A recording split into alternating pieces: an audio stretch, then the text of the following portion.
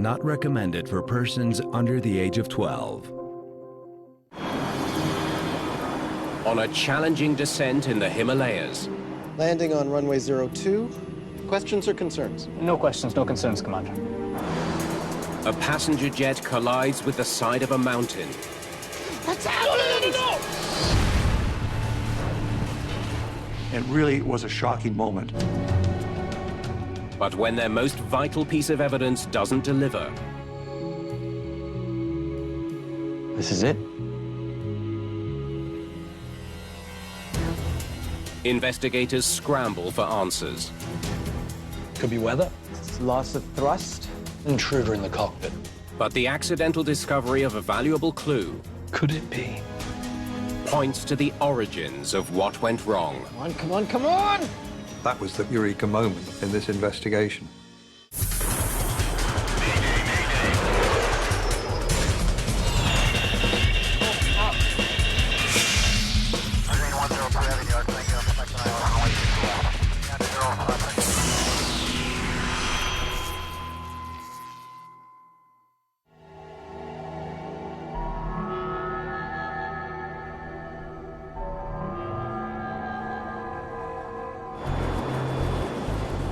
Pakistan International Airlines Flight 268 is en route to Kathmandu, the capital of Nepal. The 2.5-hour flight from Karachi is one of the few that flies to the Nepali capital, situated 4,600 feet above sea level.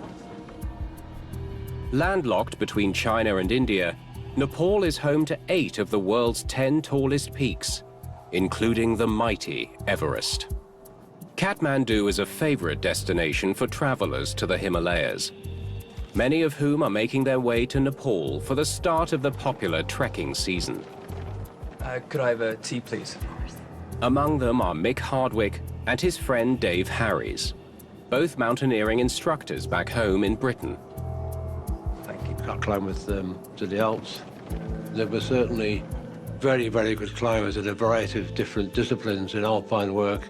Really top of the tree.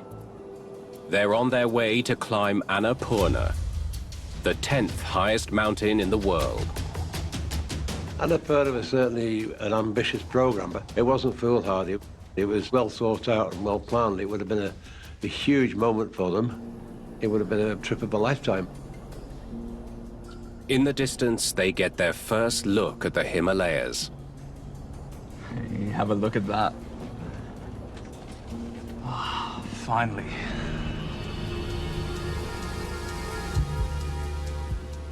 On the flight deck, Captain Iftikhar Janjua is in command. He's a former officer in the Pakistani Air Force, who's now a senior pilot instructor with the airline. Captain Mohammed Hussain flew around the world with Captain Janjua on many different flights. I knew him for a period of about 5 years. He had no airs about him, you know, he was quite a simple person. He was a family man. He never smoked, he didn't drink. That way he was a straight guy. I don't like the look of the clouds ahead.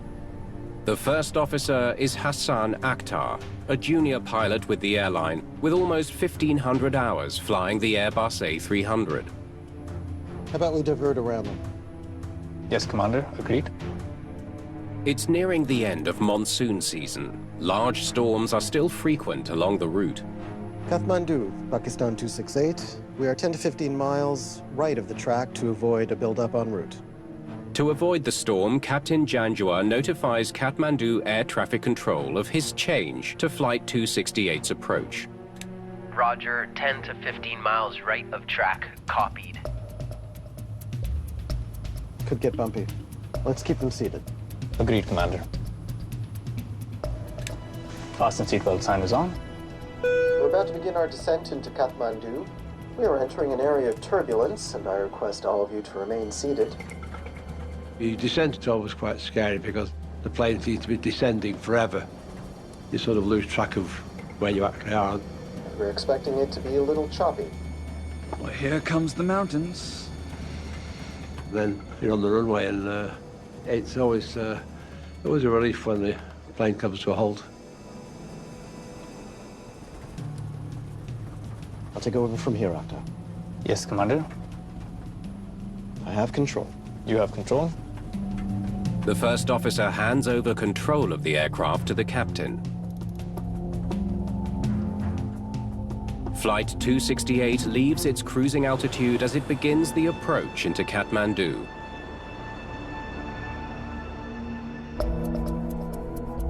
In 1992, Kathmandu Airport doesn't use radar to track its planes. Every movement, planned or otherwise, must be accurately reported by the flight crew. In the absence of radar, it requires good communication between the aircraft and the air traffic controller. They have to communicate very carefully. Pakistan 268 approaching overhead. Simra 150. Pakistan 268, descend to 11,500. No delay expected. Roger, sir. Down to 11,500. The problem with Kathmandu is that you have a range of mountains to the south that you have to get over, and then you have to drop down quite steeply in order to be able to land at the threshold of the runway. There is a danger of arriving at the threshold too fast or even a little bit high. The mountains surrounding Kathmandu require pilots to make what's known as a stepped approach. Pilots must descend to a series of lower altitudes at certain distances from the airport. We can expect descent clearance by 16 miles. Descent angle is steep, so we need to be at flaps 15 by 16 miles. Landing on runway 02. Watch for stray animal and birds. Questions or concerns? No questions, no concerns, Commander. Pakistan 268 report 16 miles. Wind 180. Expect Sierra approach. Roger, call you at 16 miles, expecting Sierra approach. Sierra approach, Commander. Here it is. Watch my levels. The details of the stepped approach are laid out on a chart for the pilots. The approach chart is designed to keep you clear of terrain, so you have to follow the approach chart. As Flight 268 begins its final approach towards Kathmandu, passengers and crew prepare for landing. Well, sun and blue skies would be nice. Alpha Charlie Hotel, surface wind 20005. Pakistan 268 is at 16 miles. 11,500. 16 miles from the airport, the pilots report their altitude as 11,500 feet. Roger, Pakistan 268. Report 10 miles. Roger, call you at 10 miles, Pakistan 268. The crew works its way through the steps towards Kathmandu, approaching from the south. They should be touching down in about 6 minutes. Alpha Charlie Hotel, continue to taxiway number 2.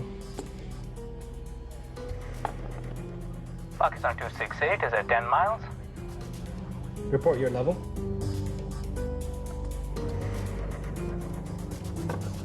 We crossed out of 8,500. 200 now. Roger, clear for final. Report 4 miles, runway 02. We'll call you at 4 miles, Pakistan 268. Clear for final, runway 02. Runway 02. Flight 268 is now less than 10 miles from the runway.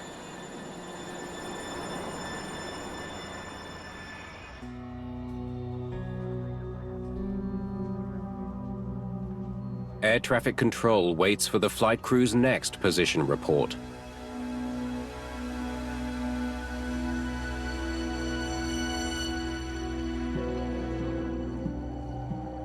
Three minutes go by.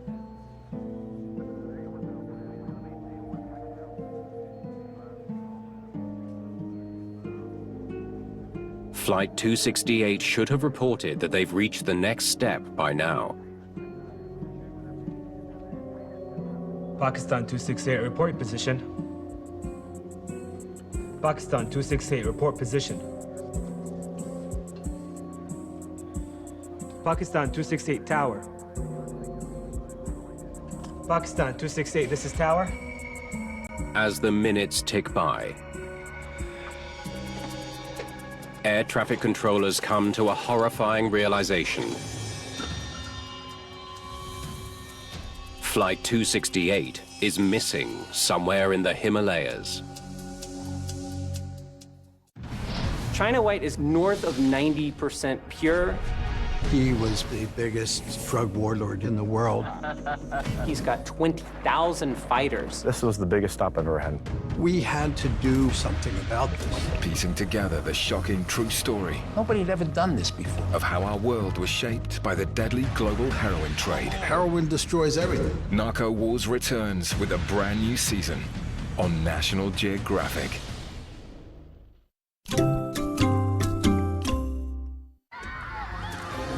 Merix predstavlja najveću borbu između dve vatre ikada. Zabava, znoj i mnogo prljavštine. Nove Merix Power kapsule sa efektom maksimalne svežine. Tako male, ali sa ogromnom snagom pranja i maksimalnom svežinom. Nove Merix Power kapsule. Drži domašaja dece. Na svim kioscima širom Srbije. Pas magazin.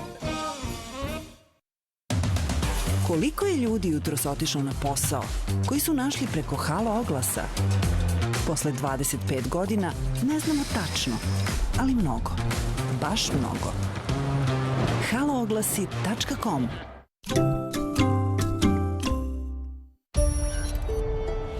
This is Scotland, where soaring highlands meet sprawling lowland lochs. A rugged landscape which has forged its rich history, with heathlands stretching far and wide, and innovation that's shaping a bright future. Europe from above, the new season, continues with Scotland on National Geographic. Not recommended for persons under the age of 12. It doesn't take much time for Kathmandu air traffic controllers to get word that PIA Flight 268 has crashed somewhere in the Himalayas. Within hours, the plane's wreckage is found on the side of a mountain. The flight was carrying more than 20 tons of fuel, and the plane is completely consumed by fire. All 167 people on board have died. Tonight, investigators refuse to speculate on possible causes of the crash. So dangerous are the conditions. We're all back in North Wales, and the news filtered through into the office. We just sort of stared in disbelief, really. We could believe it. You hear of these things happening, but when it happens to people you've been in contact with on a daily basis, year in, year out, and worked with on the cliffs and the crags, it's just disbelief. As the flames die down, Nepal faces a chilling reality. A passenger jet has crashed near the Kathmandu runway for the second time in 2 months. The first was a Thai Airways Airbus with 113 people on board.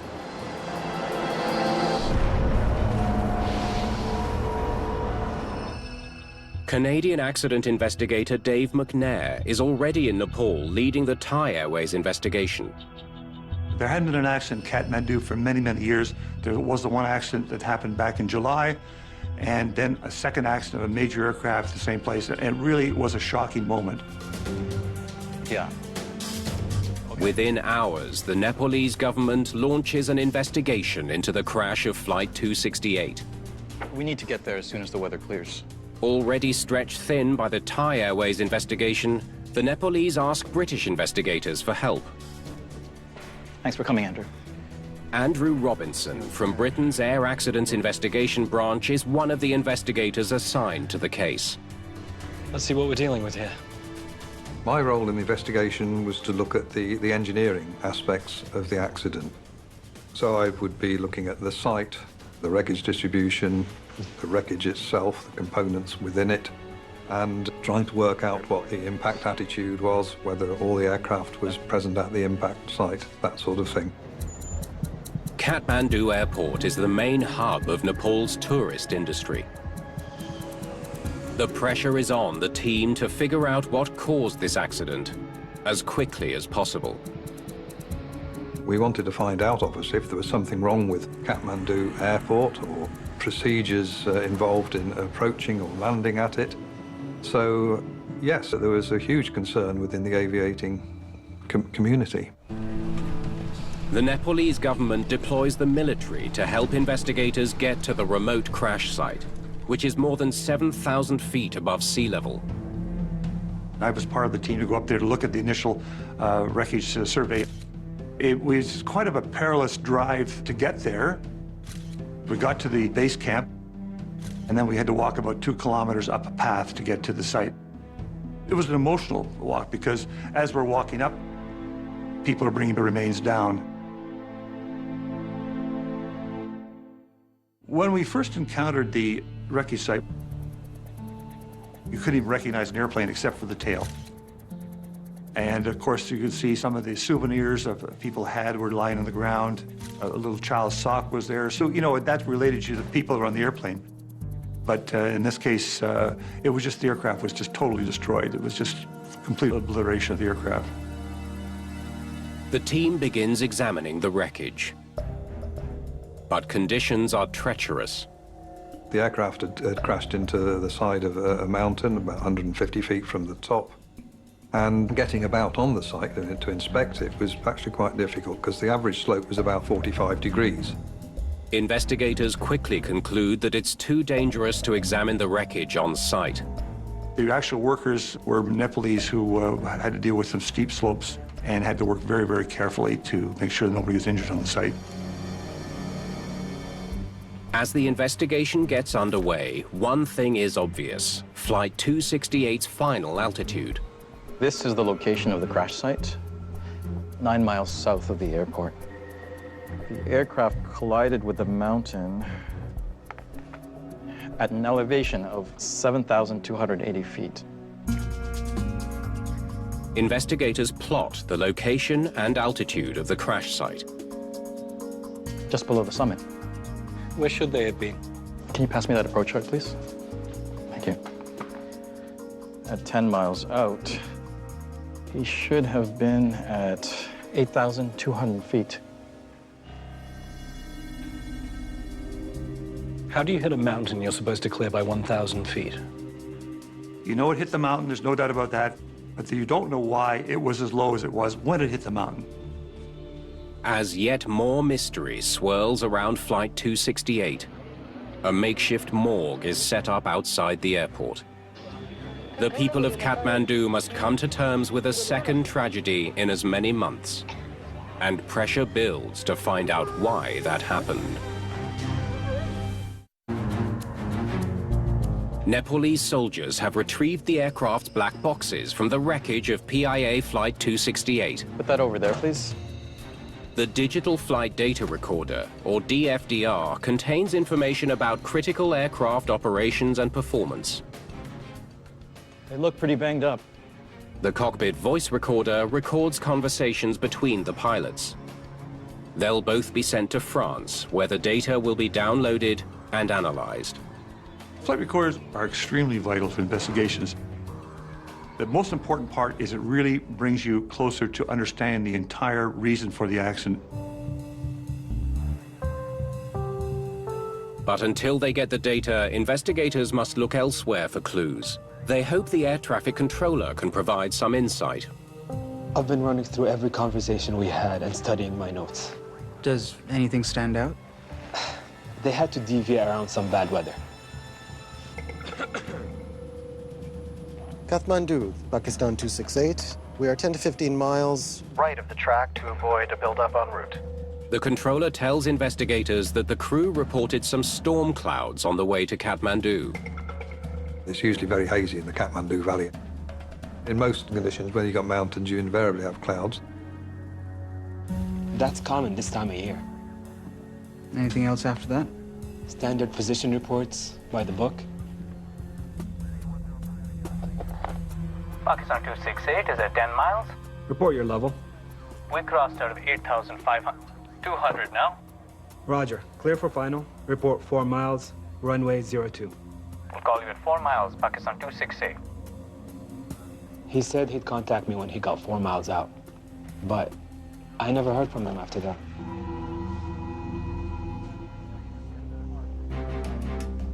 Okay, let's see what the wreckage can tell us. When an aircraft is destroyed, there are still things you can get from the accident site. Investigators consider the possibility the jet was flying out of control when it crashed. They scrutinize the crash site for clues. Look at this. The right wing impacts up here. A large scar shows Robinson precisely where the wings hit the side of the mountain. He also notices that just 1.3 meters below the impact scar, the top of a tree has been cut cleanly. The wing couldn't have cut that tree. So what did? The aircraft cut some tree branches, so you can actually use that to measure angles of impact. Then you can use other evidence to find out what happened to the airplane. What about the flaps? Fully extended, exactly 1.3 meters below the wing. For the team, it's a critical clue. As the Airbus A300 slows for landing, its wing flaps extend by as much as 25 degrees. Hanging below the wings, the extended flaps would shave the top of the tree as it slams into the mountain.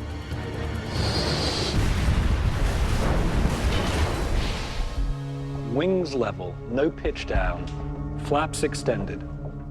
In other words, the exact landing configuration. This plane was absolutely not out of control. Flaps 10. Flaps 10. This is an indication that, in fact, the crew was deliberately flying it there. But what was abnormal was the fact the airplane was being flown too low. The question is, why was that? To answer that question, the team creates a list of every conceivable scenario based on the evidence they've collected so far. Any thoughts? Loss of thrust? Clear for final, runway 02. Runway 02. Loss of engine number 1. We're losing number 2 as well. Investigators consider a loss of thrust in both engines.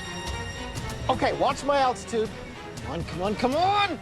7,800. Initiate restart, either engine. And a rapid loss of altitude, 7,500. We're not gonna make it! leading to the collision with the mountain.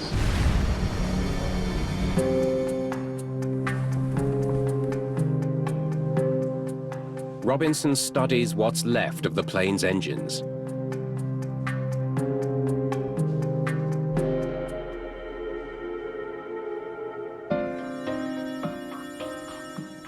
Only one way this got in so deep. The damage and debris inside tell Robinson the fan blades were spinning when they hit the ground. And further examination of the device that controls fuel flow shows they were at the lowest thrust setting, flight idle. That's precisely where they should be for an A300 descending towards the runway. The thrust from the engines was symmetrical and at low power. There was no indication of loss of control, so that was dismissed. So we then had to sit down and think of reasons why the pilot might have been too low. With mechanical failure ruled out. Okay, not the engines. And the black box data still in Paris. What else? Investigators turned their attention to what was happening in the cockpit. Robert Bohr is an aviation psychologist who has studied the course of this investigation. Accident investigators will typically approach this kind of investigation as though they were detectives, and they're going to raise a wide range of questions, hypotheses that they will want to test out. Okay, what about an intruder in the cockpit? Unlawful interference is something that's around us. It's everywhere. We spend our lives dealing with it every time we check into the airport. So we know it's out there. The team now wonders, were the 167 people on board victims of a terrorist attack? Piecing together the past in a whole new way. I had bullets come so close to me I could feel the wind from it. Key battlegrounds. These guns were what Belfast was all about. Brought to life using aerial reconnaissance and archive footage. The photograph doesn't lie. We reconstruct pivotal moments from a new perspective. The new series, World War II Secrets from Above, on National Geographic.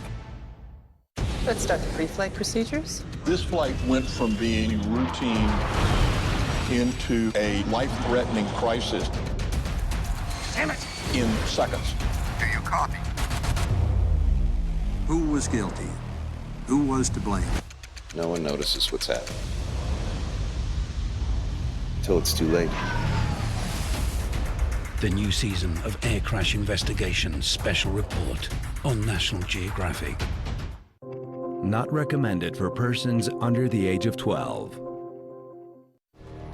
Investigators are concerned an act of terrorism may have brought PIA Flight 268 to a violent end in the Himalayas.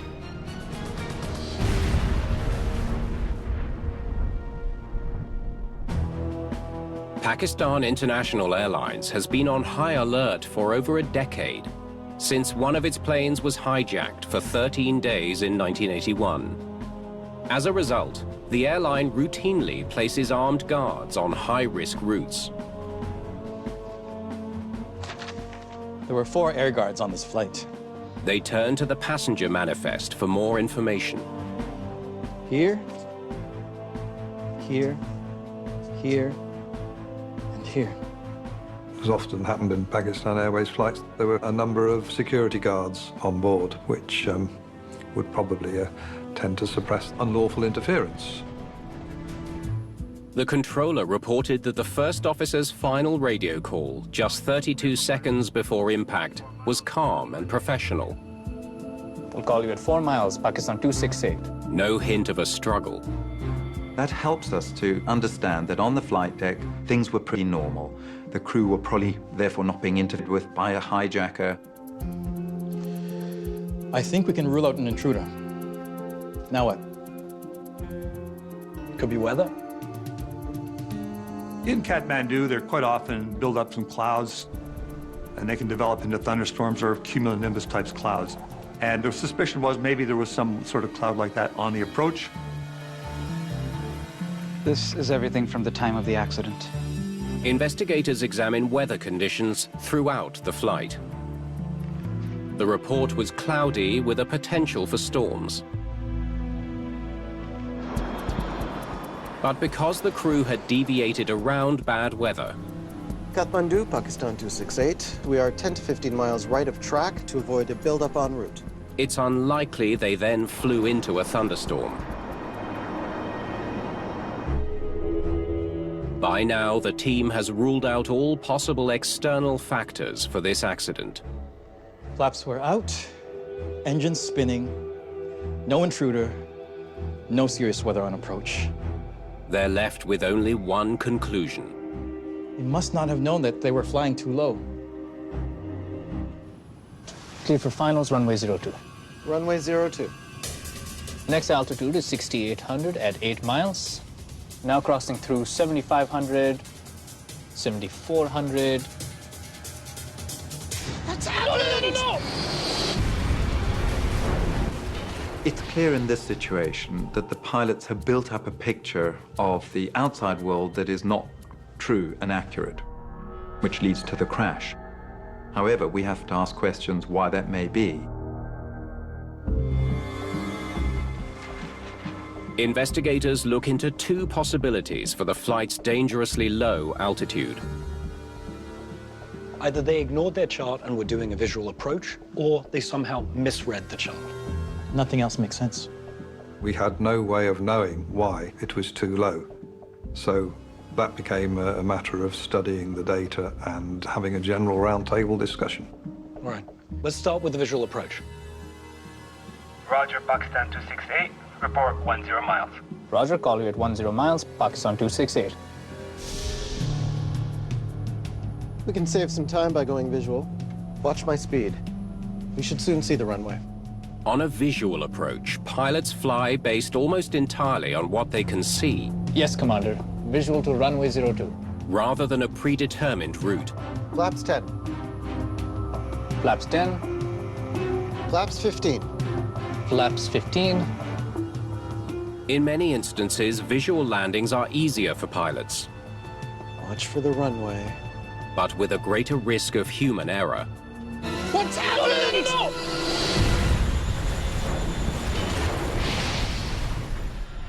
No! It's possible, but almost total cloud coverage throughout the entire approach. Plus, they knew the terrain. The captain made this approach at least 7 times. The first officer 5. Investigators conclude it's highly unlikely the flight crew attempted a visual approach in thick clouds. It's a complicated arrival.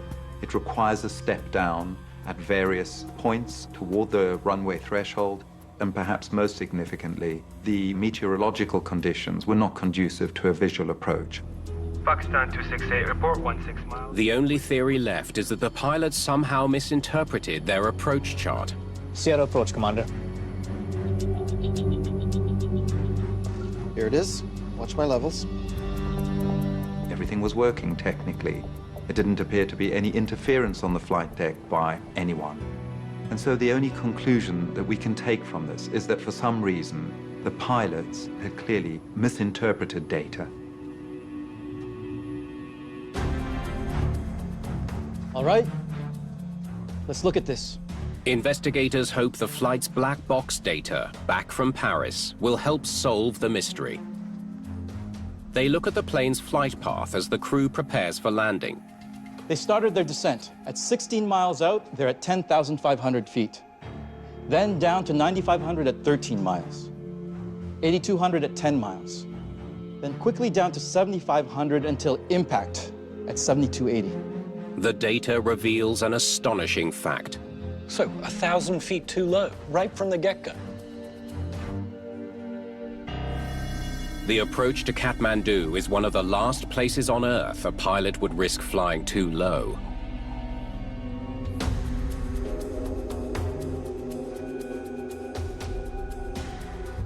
Wait a minute. There you go. Perfect match. They were flying the approach, but one step ahead.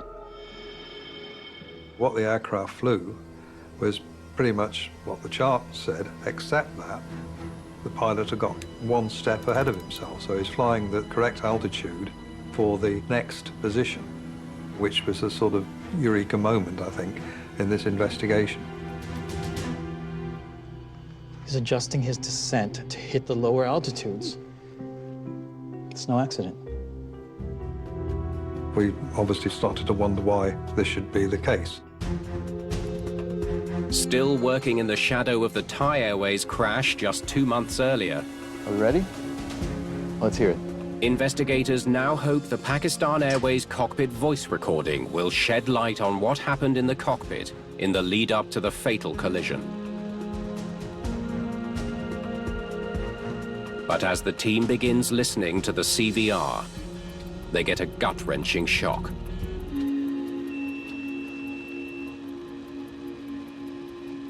This is it?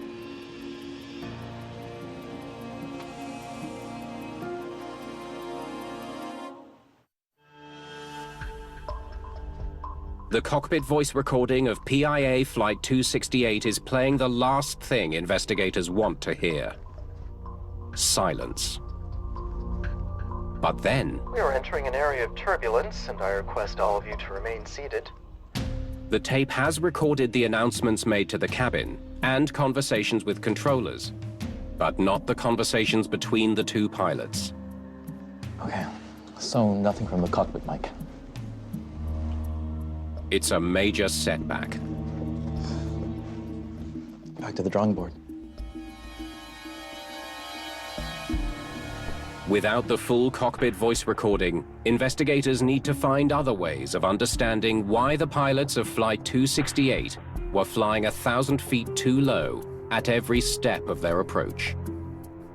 We have to therefore build a picture of what might have been going on in their minds, in the relationship between the two pilots, and in their relationship between themselves, the physical environment, and air traffic control. What if the problem is the actual approach chart itself? To avoid the mountains surrounding Kathmandu, pilots follow an approach chart about the size of a large postcard. It provides the specific altitudes pilots must take at set distances from the airport. They study the same chart used by the flight crew. So is, let's say, 8,200 feet the right altitude for 10 miles or 8 miles? It's hard to say. Even harder when it's actual size. The operations team spent a lot of time looking at a chart that the crew had been using. They concluded that there was a large amount of information on it. There was a lot of clutter. Investigators need to know how the crew would have prepared themselves for the complicated approach. They examine the cockpit layout of an identical Pakistan International Airlines Airbus A300. There's no place to clip an approach chart here. Most aircraft have little clips on the control column to attach the approach plates to. Now, this particular aircraft didn't. There is just here. Now only the captain can see it. And he'd have to keep turning his head. Unlikely they use that. More likely he put it here. The other clip is a full 3 feet away from either pilot. That's not much better. It's almost impossible to read, and that handle is blocking the descent profile. They learned that Pakistan International Airlines has only 2 places for pilots to clip their charts. Both positions make it very difficult to read a 4-inch wide piece of paper. It's difficult to make a quick reference if you're having to sort of look to the right or to the left for a chart. Could it be? Then, quite by accident, the investigators discover a key clue regarding the pilot's misreading of the approach chart. If you pick up the chart and happen to put your thumb over the 11,500 foot mark for 16 nautical mile marker, in that case, it might have guided his eye to the next height fix, and he might have assumed that that was the correct height for the 16-mile marker point. This definitely makes it look like 10,500 is the correct altitude at 16 miles. Robinson finally has a theory he can put to the test. Kathmandu Tower, good afternoon. Pakistan 268, 25 miles at 11,500. Just a few minutes before impact, the first officer reports being 25 miles from the airport at the correct altitude of 11,500 feet. Pakistan 268, report 16 miles, wind 180, expect Sierra approach. Roger, call you at 16 miles, expecting Sierra approach. Sierra approach, Commander. But when the captain looks at the approach chart, his thumb may have obscured the correct next altitude. Here it is. Watch my levels. Now, instead of maintaining 11,500 feet, Captain Janjua dials in the next altitude on the chart. Descending to 10,500. Oblivious that his plane's approach is now 1 step ahead. The crew has now made a fatal mistake, unaware the airliner is now descending towards a violent collision with the side of a mountain. So that was where it all started. Investigators now pursue the new theory that the pilots of Flight 268 misread the altitudes on a cluttered approach chart. At 16 miles, they should be at 11,500, but they've descended to 10,500. The team has a surprising realization. But then they report being at 11,500.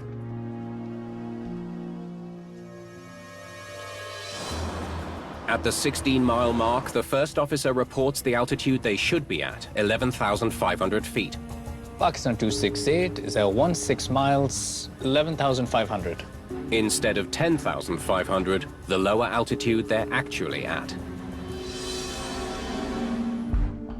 The investigators have uncovered a new mystery that goes right to the heart of what went so horribly wrong. Why did they descend to 10,500 and then report being at 11,500?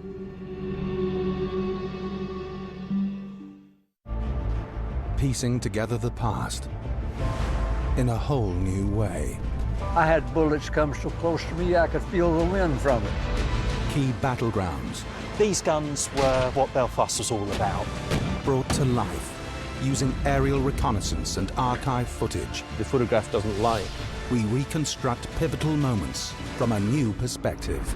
The new series, World War II Secrets from Above, on National Geographic.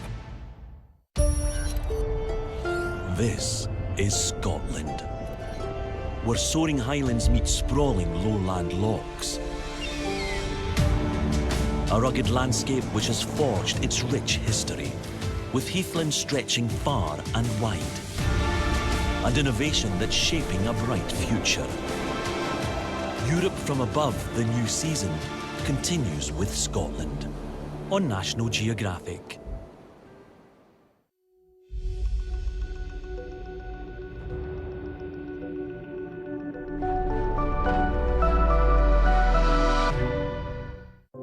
Not recommended for persons under the age of 12.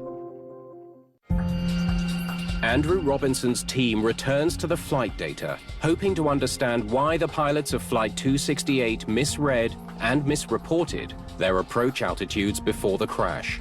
A slat extension, a frequency change, and then flaps and landing gear. He was a busy guy. It's a fast and steep approach, and unless you're a pilot with considerable experience flying this route, maybe several times in a week, it's going to be very testing. Descending to 10,500. Initiating descent.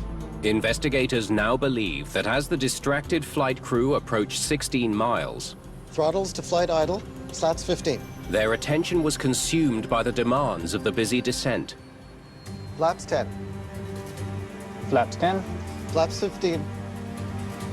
Landing gear down. By now, the captain has already dialed the flight's descent 1,000 feet too low. Gear down, 3 green. We're at 16, report our position. Pakistan 268 is at 16 miles. Investigators think the first officer hastily misreports the altitude on the approach chart 11,500. without double-checking his altimeter. Then, Captain Janjua is too busy to notice the discrepancy between the reported and actual altitudes. In quite a stressful environment, such as the arrival at this airport, the buildup of pressure inside the pilot must be quite considerable. And their capacity to assimilate, take in information, read what's going on around is going to be severely taxed.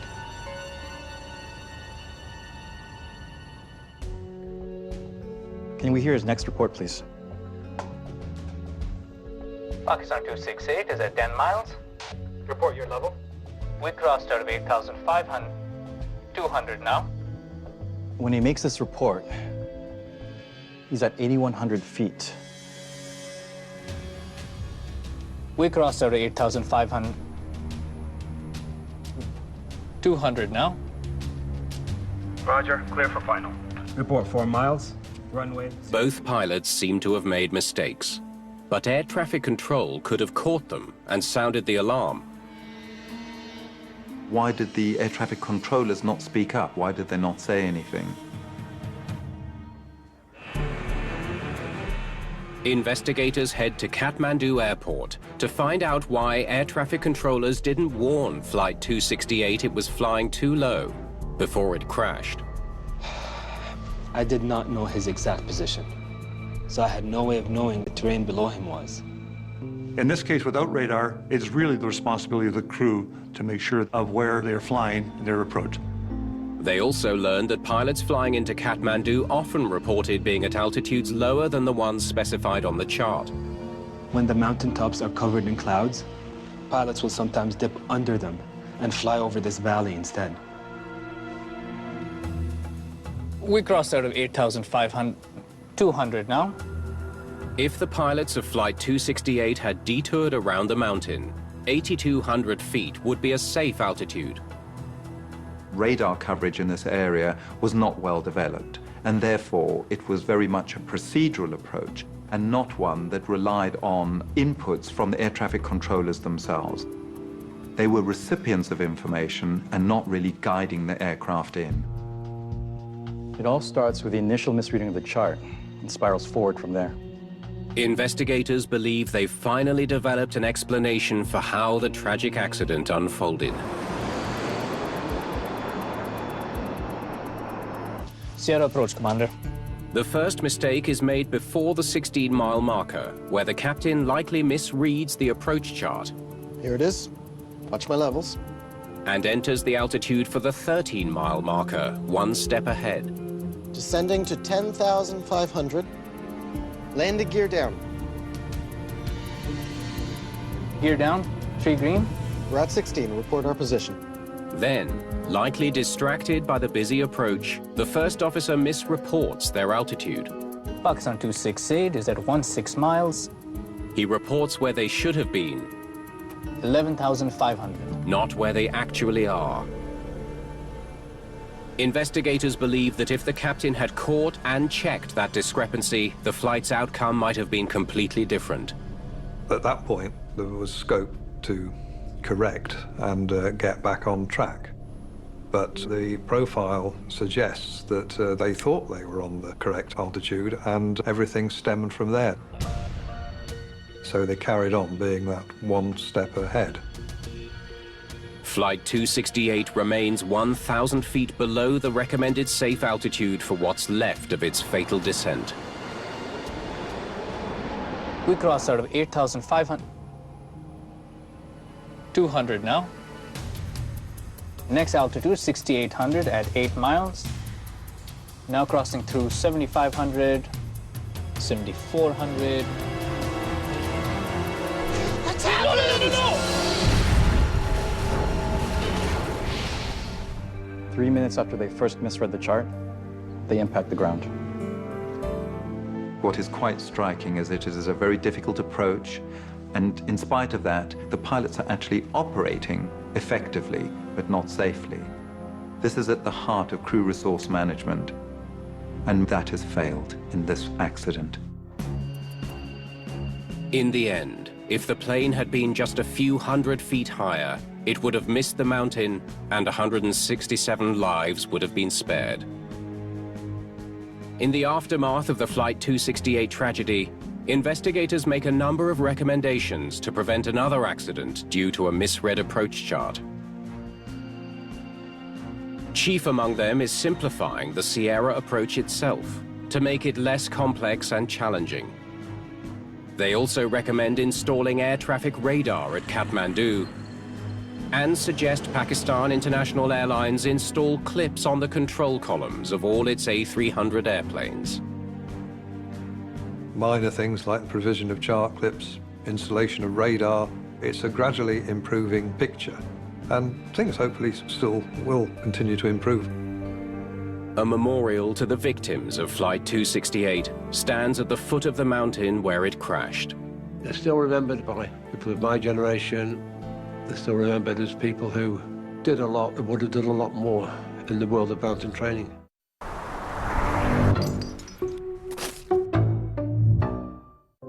Not recommended for persons under the age of 12.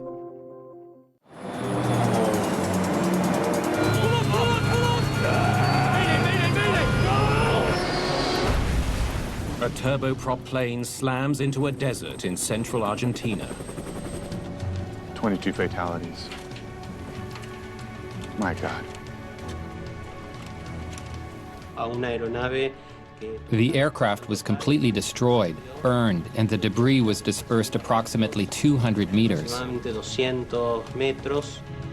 Investigators are mystified by what they uncover. Pull back harder! Troy! Stop the playback.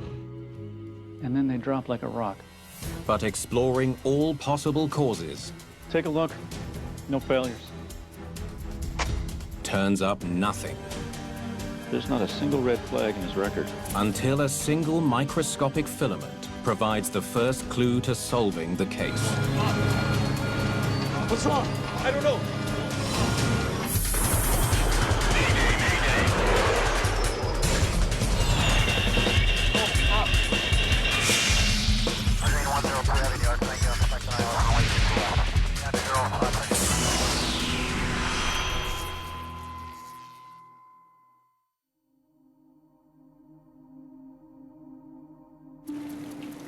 May the 18th, 2011.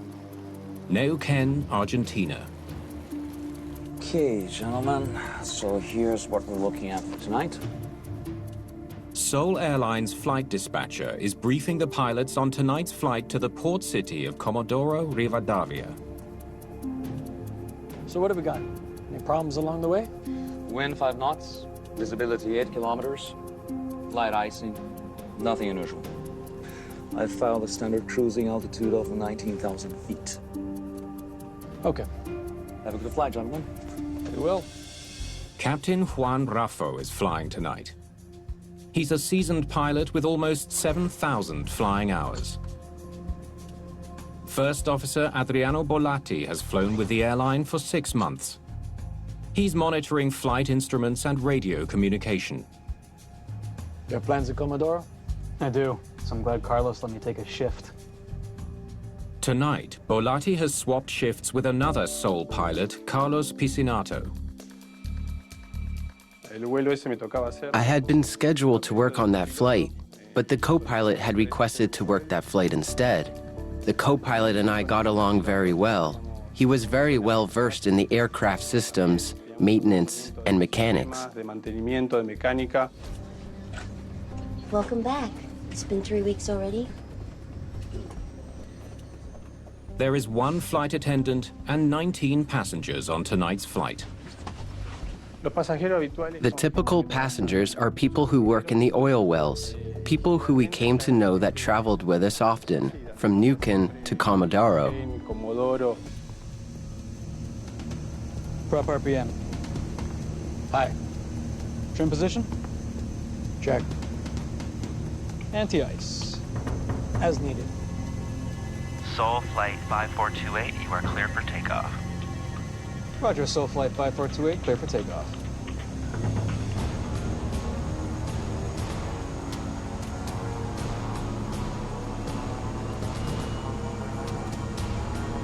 V1, rotate. At 8:05 p.m., Seoul Flight 5428 lifts off from the airport in Neuquén. Positive rate. The plane will fly directly south from Neuquén to Comodoro Rivadavia on the Patagonian coast. The route that we flew in the south was a regular route. We usually flew it twice a week. The landscapes are beautiful. El paisaje es maravilloso. Tonight, the pilots are flying a Swedish-made Saab 340 turboprop. The Saab 340 is a twin-engine turboprop typically used for shorter flights that are connecting to larger hubs. It lends itself to flying easily. It is a wonderful aircraft to fly. Airspeed, 140 knots. Check. You're up. You're up. Flaps up. Flaps up. Gauge autopilot.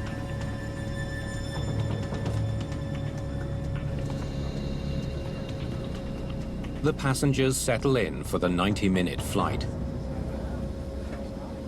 Buenos Aires, Seoul Flight 5428, reporting waypoint in Copa. We are climbing through flight level 50 for 190. ATC Buenos Aires, received. First Officer Bolatti relays the aircraft's position to air traffic control. Hope we don't get in too late. The guys are waiting for us. Tonight dinner's on them. We'll get there for dinner. Don't worry. As per their flight plan, the Saab 340 will climb to a cruising altitude of 19,000 feet. When flying propeller aircraft, they do fly lower. They're not going to get up generally much above 25,000 feet, although occasionally they're certified for higher than that.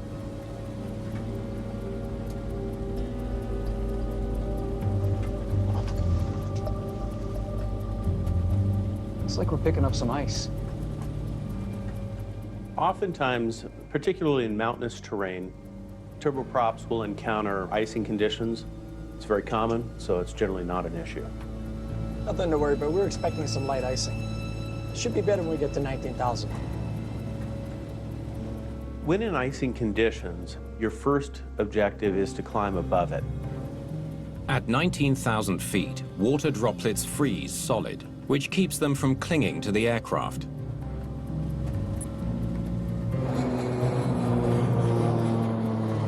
The challenge of flying turboprop airplanes is to evaluate the weather ahead of time and really look at the paths of least risk as it pertains to things like icing, turbulence.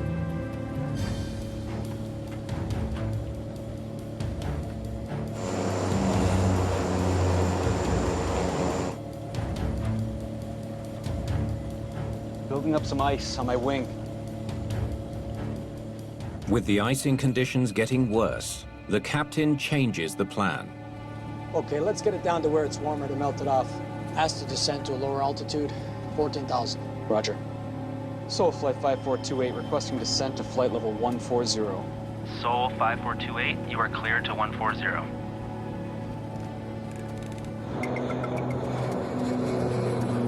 As Seoul 5428 gets to the lower altitude, All finished? it's proving to be an uneventful flight.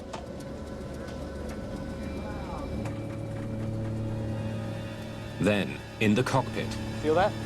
the situation suddenly changes. Propeller's vibrating. The pilots feel some vibrations. It could be a sign of ice building up on the propellers. Put them on max. Roger.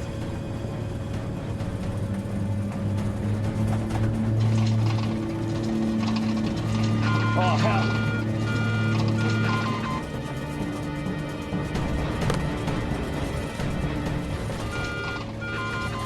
What's wrong? I don't know.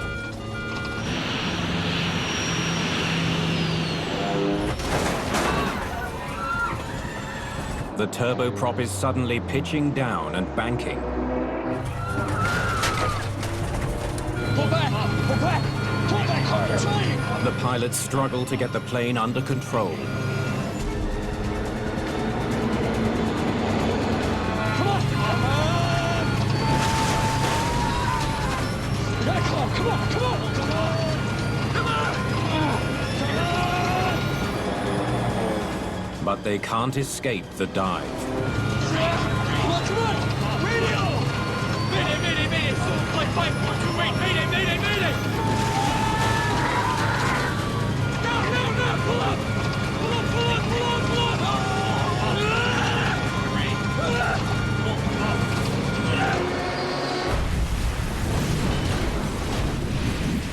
The turboprop crashes and explodes in a remote region of Patagonia.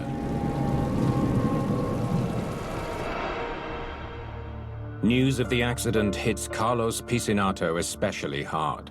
He knew both the captain and first officer. It was nighttime.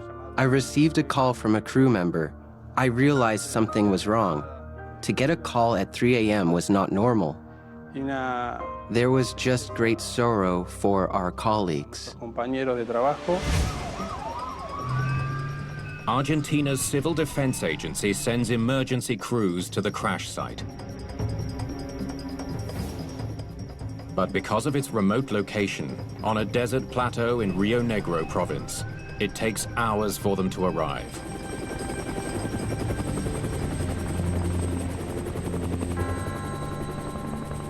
The accident took place in a very complex area of the Argentinian Patagonia.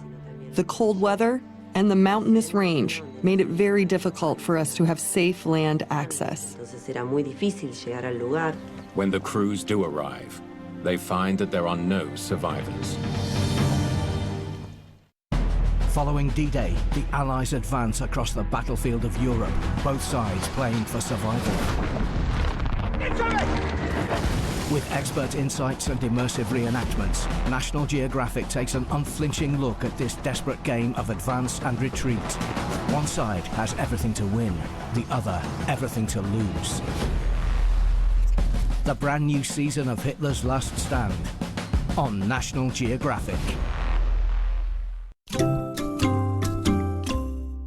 Moram da priznam da sam se uozbiljila. Evo imam čak I ličnog trenera. Ugljeni hidrati. No, no. Da pazim na svaku kaloriju.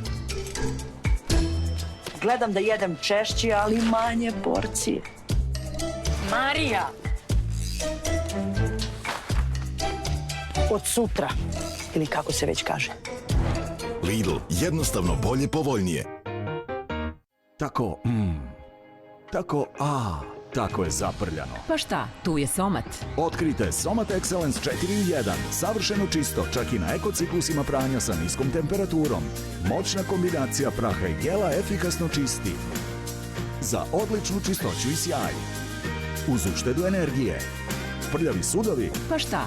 Somat Excellence 4 u 1. Ceresit fleksibilni lepak za pločice, ojačan mikrovlaknima. Fleksibilnost i sigurna primjena čak i na kritičnim površinama. Ceresit, vaša reputacija ostaje besprekorna. Kada je mokrenje otežano usled pritiska koji pravi uvećana prostata, Prostamol Uno stiže u pomoć. Prostamol Uno, tradicionalni biljni lek za probleme sa mokrenjem usled uvećane prostate. Kada vas alarmira prostata, reagujte kao pravi muškarac. Prostamol Uno. Pre upotrebe detaljno proučiti uputstvo o indikacijama, merama opreza i neželjenim reakcijama na lek, posavitujte se sa lekarom ili farmaceutom. Ostani sveža kao posle tuša tokom celog dana uz diskrit, neverovatno tanke i prozračne dnevne uloške. Sveža kao jutro tokom celog dana svakog dana.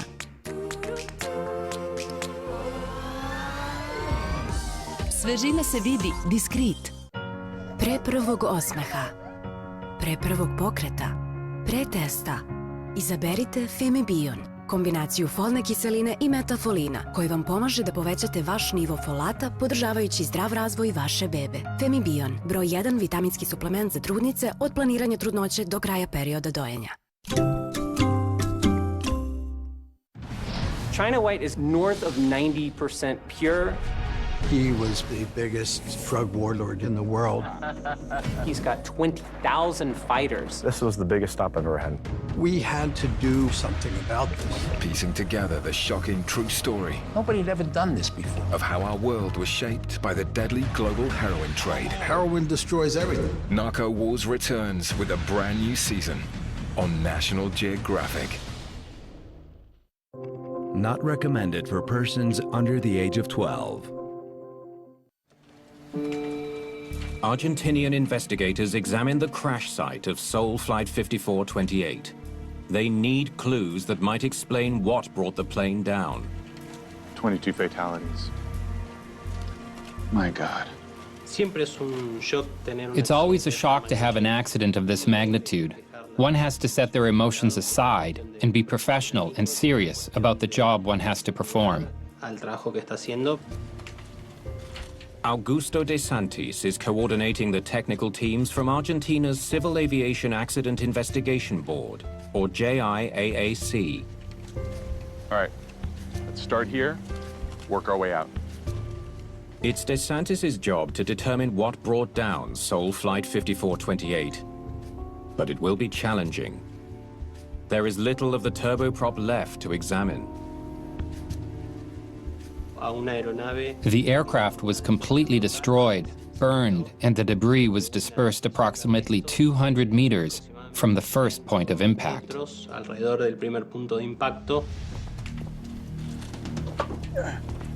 Doesn't look good.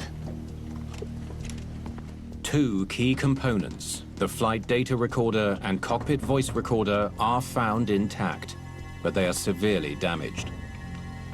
Okay, let's ship these out and see what we get.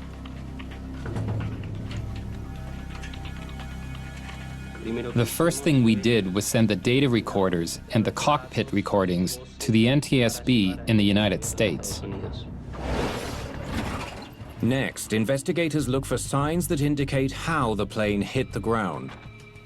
It was very complex. Every accident, every case is absolutely unique.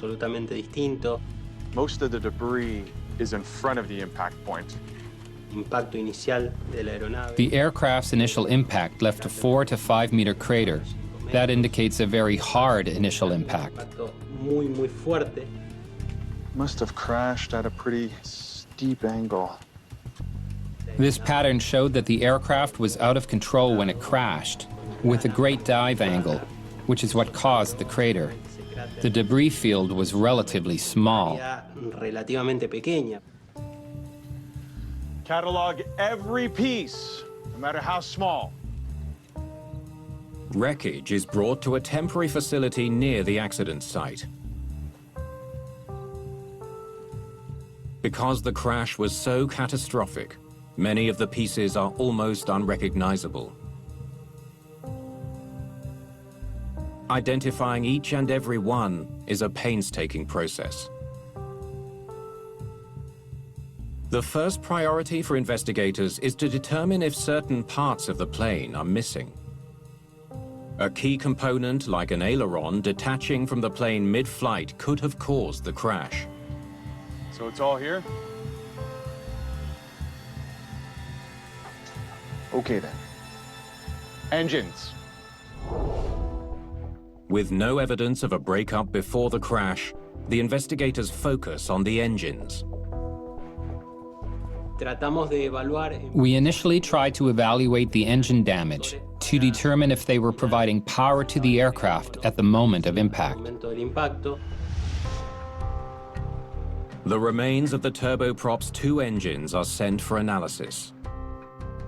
Technicians examine their turbines looking for the type of damage that would indicate they were not working when the crash occurred. Both engines presented a similar damage pattern. The visible damages, the torsion damage, led us to think that both engines were powering the aircraft at the moment of impact. Investigators rule out engine failure. But did some other key component break down in flight? Okay, thanks. JIAAC investigator Horatio La Rosa joins the investigation. Okay. Let's dig into maintenance. Since the plane hit the ground nose first, the team wonders if a propeller malfunction could have brought the plane down. They dig into the maintenance records.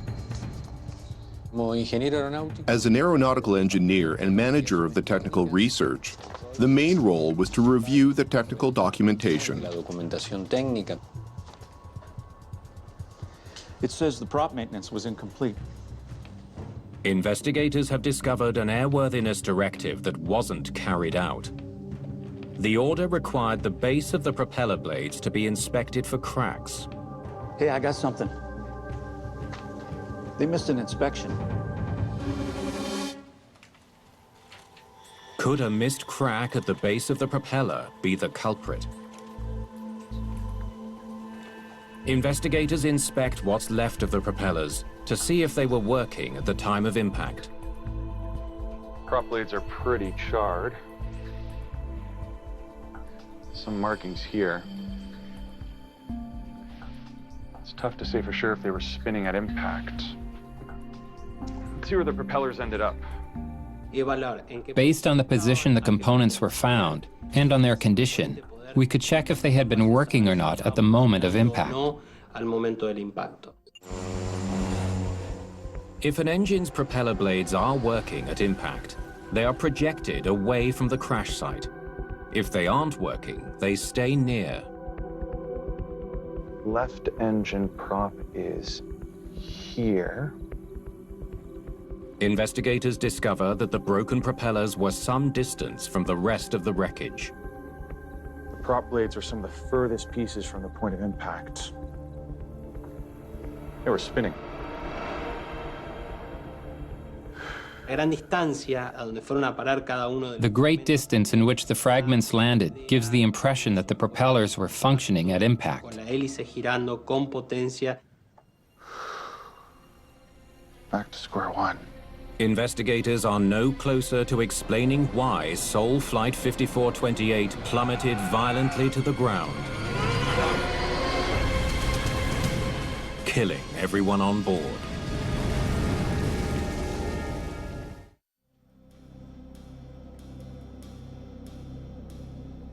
Okay, let's add the flight path.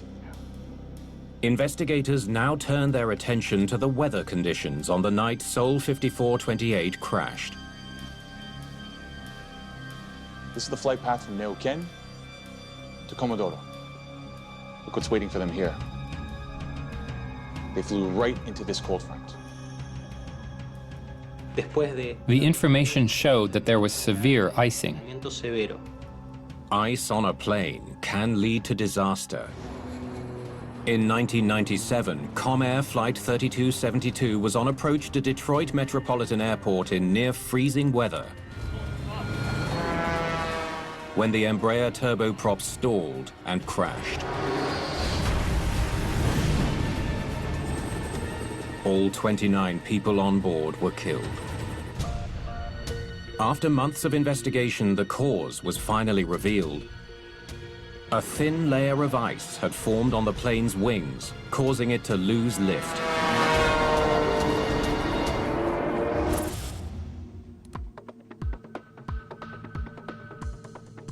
Did the pilots know what they were in for? Investigators wonder if the pilots were aware of the icing conditions and took proper steps to protect the plane.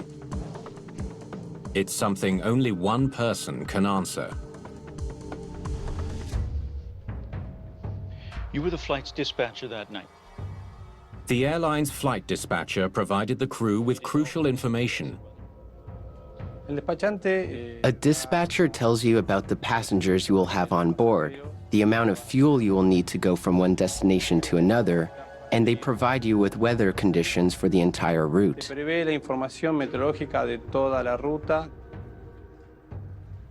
didn't know there was severe icy weather? I told the pilots to expect only light icing. So what do we got? Any problems along the way? Wind 5 knots, visibility 8 kilometers, light icing, nothing unusual. Can I take a look at the meteorological report you gave them?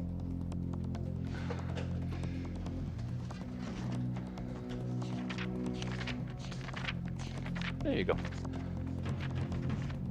Thank you. Investigators discover the report the flight dispatcher provided did not indicate the potential for severe icing. The report you gave them suggested icing would be mild. But it was actually severe. They had been dispatched with information that did not indicate this weather condition, and were told that if there was a possibility of encountering icing, it would not be severe.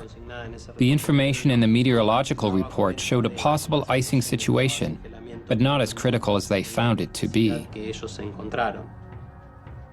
Where did you get your report? Investigators need to find out why the dispatcher didn't have the right information. The team learns that because the airport's meteorological office closed at 4 p.m., the weather report the dispatcher provided was more than 5 hours old and no longer accurate. The departure airport did not have a 24-hour meteorological service, so they departed with a weather forecast that did not anticipate severe icing.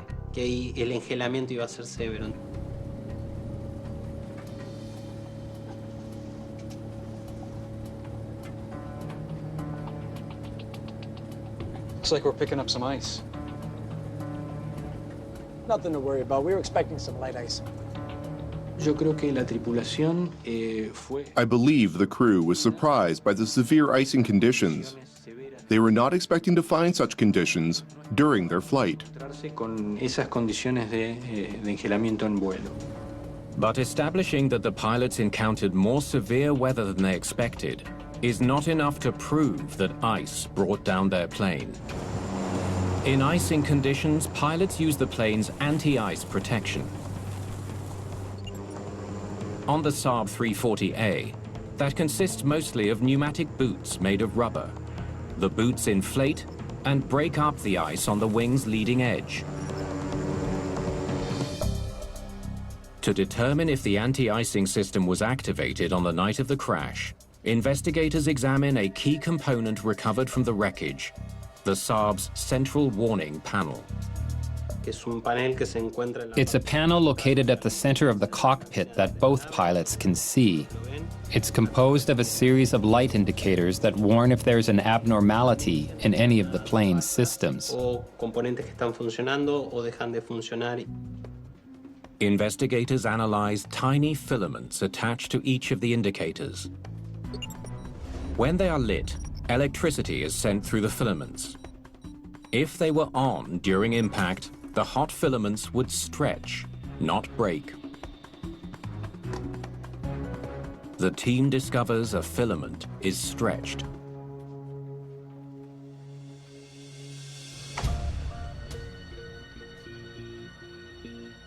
Ice protection was on.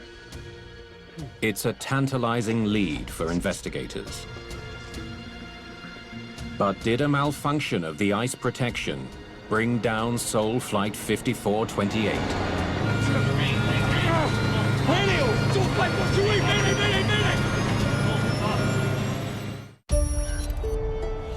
This is Scotland, where soaring highlands meet sprawling lowland lochs. A rugged landscape which has forged its rich history, with heathlands stretching far and wide, and innovation that's shaping a bright future. Europe from above, the new season, continues with Scotland on National Geographic. Kada otvoriš Pepsi, uživaj u tom sjajnom ukusu, koji neće učiniti da izgledaš savršeno, a neće ni razvedriti svaki dan. Sorry, ali je baš dobar ukus. I to je jedino što je važno. Zato ne slušaj šta drugi govore i prati svoj ukus. Munchmallow Team za popust fin. Munchmallow Double 133 grama 84 u Univer Exportu. When the rod bends, That's a tuna for sure. pray the line doesn't break. Now let it go. On! Everybody struggled last year. Hopefully we can recover from that. Because this season, every bluefin is as good as gold. Let's go! But it ain't over yet, baby! The brand new season of Wicked Tuna on National Geographic. Not recommended for persons under the age of 12. Investigators of Seoul Flight 5428 scour the wreckage for confirmation that a failure in the ice protection system brought the plane down. All that survived are the valves.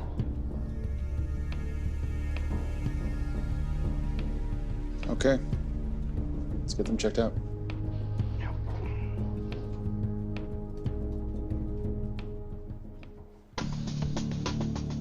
The primary function of the valves is to control the flow of pressurized air that inflates the ice protection boots. Was there a problem with the valves? We isolated the anti-ice valve, and we analyzed what was left of it. When they test the valve components, it's discovered that enough pressurized air was passed through the valves to inflate the boots. Take a look. No failures. So there was no doubt that the systems were being operated and that they were working. If the pilots knew they were flying in ice and the ice protection system was working, then ice alone doesn't explain the accident.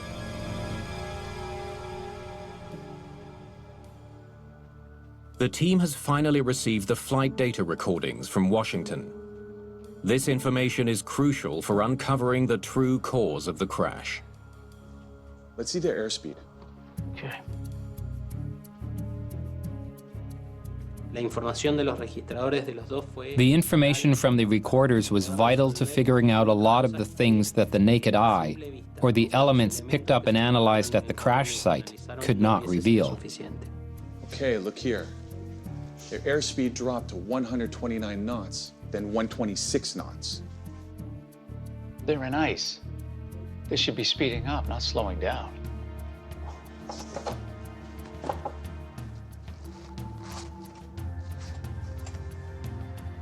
The cruising altitude is supposed to be 19,000 feet. Instead, they level out just under 18,000 feet and slow down to less than 130.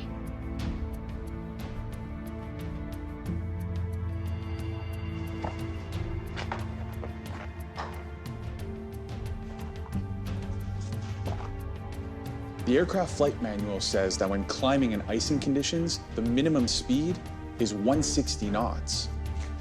They're 30 knots below that. Then they descend to 14,000 feet and slow again to 138 knots. And then they drop like a rock. It's immediately obvious to investigators why the plane crashed. They lost so much speed they stalled. The speed was progressively decreasing, which harmed the aircraft aerodynamically.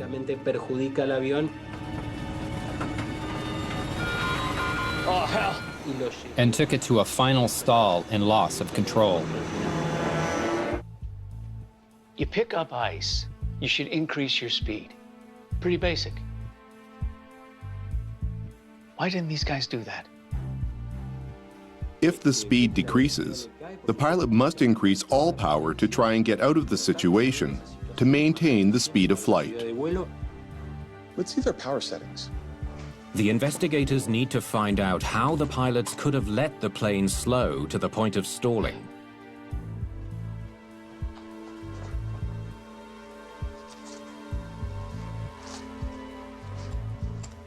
$15,000 feet. This is where they should start increasing power for the climb. But engine power barely budges. They don't even have enough power to finish the climb. Nothing to worry about. We were expecting some light icing. Should be better when we get to 19,000. Once they stabilized on the 170 level, which was not the cruising level that had been planned for this flight, they did not increase the power. Instead, they let the aircraft reach that level and remain there. Let's check their autopilot settings. The investigators now wonder if the pilots used the correct setting for the weather conditions they were in. The autopilot selects what the crew needs. For instance, the route, the speed, different parameters.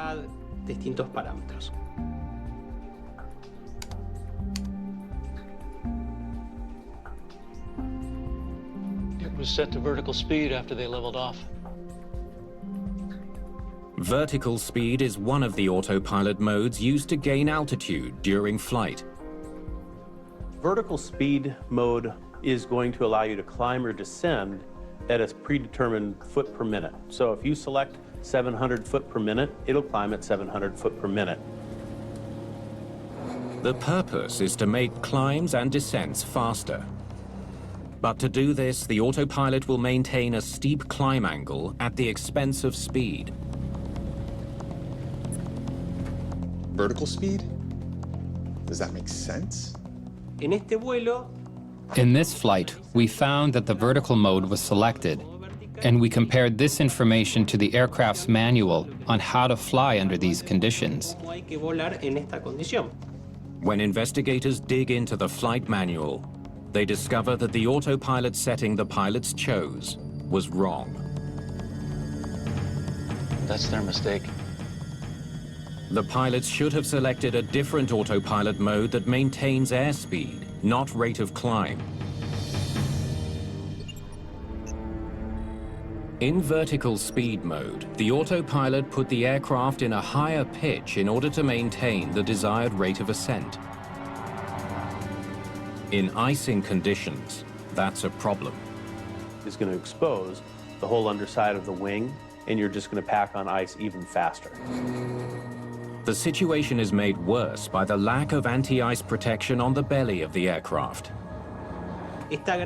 This ice buildup adds weight on different parts of the aircraft, which makes it less controllable. It becomes a major effort for the crew or the autopilot to control the aircraft. The performance is not the same. Investigators conclude a heavy buildup of ice caused the plane to lose speed. The captain had almost 7,000 flight hours, more than 2,000 on the Saab 340. And he flew this route often. He should have had the experience to handle the situation. Only 1,300 hours for the first officer, but there's not a single red flag in his record. Looks like they both check out. This raises a perplexing question. They were a very qualified cabin crew. Juan had flown similar aircraft. The first officer had many hours of experience in flying under those conditions. Should be better when we get to 19,000. Investigators can't figure out why two experienced pilots used the wrong autopilot setting to fly through the icing conditions. I can put it on vertical. Okay, the sooner the better. Roger. Why did the pilots make such a big mistake?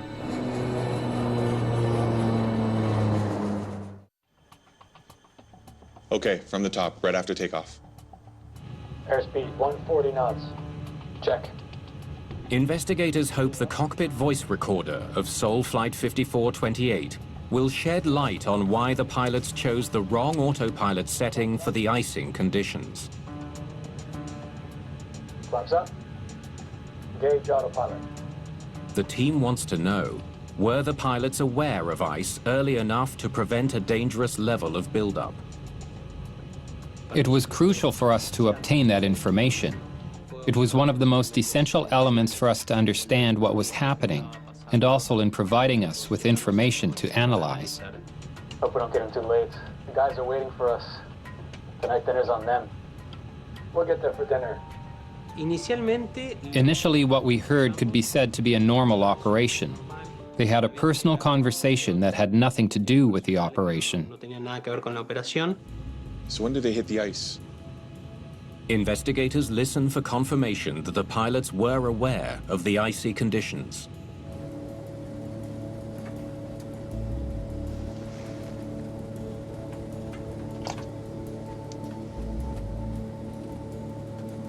Looks like we're picking up some ice. There it is. Nothing to worry about. We were expecting some light icing. I don't know, Juan. Might be more than we thought. This ice makes me a bit nervous. He's definitely worried.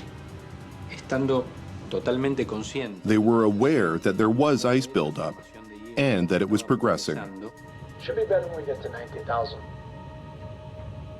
They're gonna try and get above the icing. If they're so worried about the ice, they should focus on the airspeed. Keep going. Now investigators listen for indications that the pilots knew their airspeed was a problem. Wanted to gain speed? I can put it on vertical. Okay, the sooner the better. Roger. They're covered in ice, losing speed, and not climbing. And what do? Switch to vertical speed mode. Big mistake. Vertical speed mode actually does the opposite of what the pilots needed. It prevents the plane from picking up the speed they need to stop ice buildup. This shocked us a lot because a person won't make a mistake because they want to. This indicates that there was a root problem that led them to make an inadequate decision in something as crucial as losing speed under icing conditions. They're just focused on getting above the bad weather.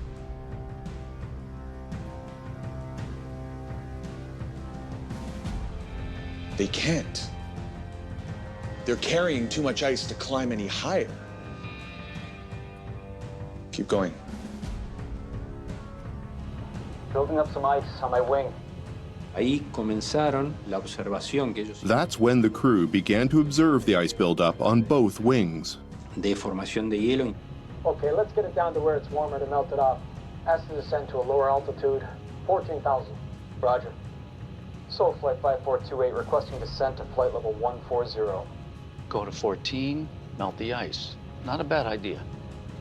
Once it became apparent that they were picking up ice quickly and they were unable to climb, they make a decision to descend and reduce the amount of ice accumulation on the airframe and find an altitude where the temperature is such that that ice would melt. I don't think that helped very much. The CVR reveals that conditions are no less treacherous when the pilots get to 14,000 feet. Ice is hitting everywhere. Can you imagine how the aircraft's belly is looking? It's okay. We're gonna stay at this altitude for now. We'll keep the icing until we get there. But the pilots can't rely entirely on de-icing. They also need to push the throttles forward to increase power. It was noted that while they were aware of the ice buildup and how things were progressing, they were not taking strong measures to change the situation.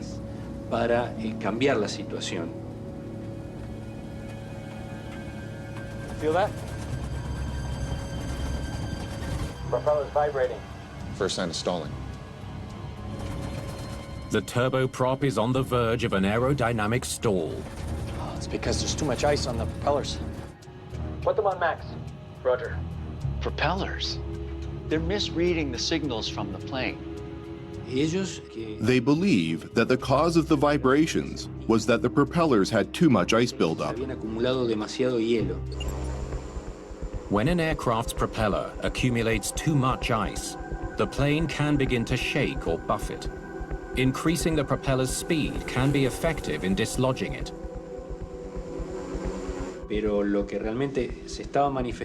What was actually happening was a structural vibration of the entire aircraft. The aircraft was virtually dying. It was at a speed threshold where the next thing was the loss of control due to the loss of lift.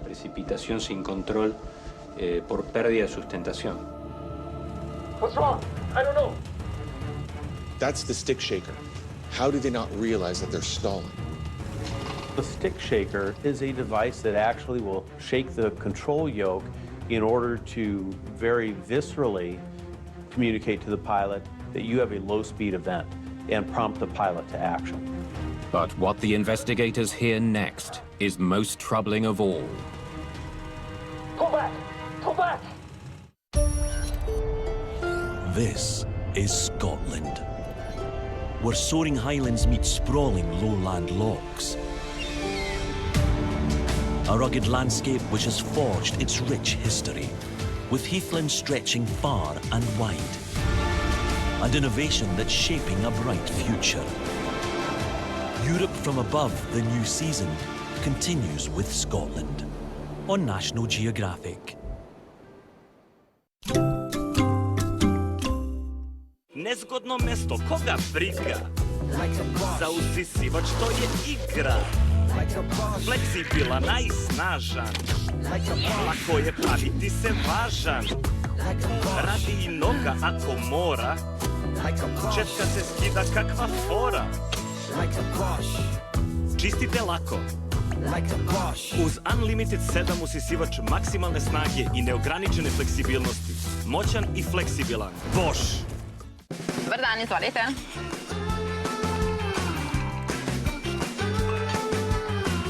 Ja sam Milana i počinjem iz Meka. Pridruži nam se, počni i ti. Prijavi se na mcdonalds.rs.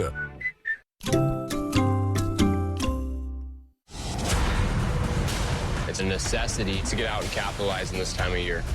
Alaska has a very short growing season, so it's kind of a one-shot opportunity. When you have a homestead, there's no such thing as done. I saw the bear opening our door. It's just another weird year in Alaska. It's out with the cold and in with the new. A brand new season, Alaska, the next generation, on National Geographic.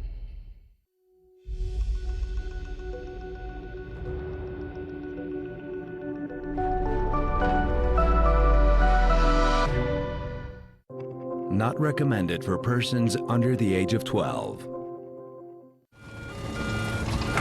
Pull back! Pull back!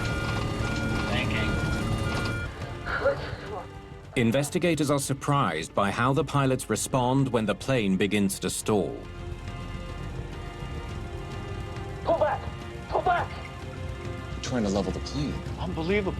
They're making the stall even worse. It's a shocking revelation. The pilots are doing the exact opposite of what they should be doing.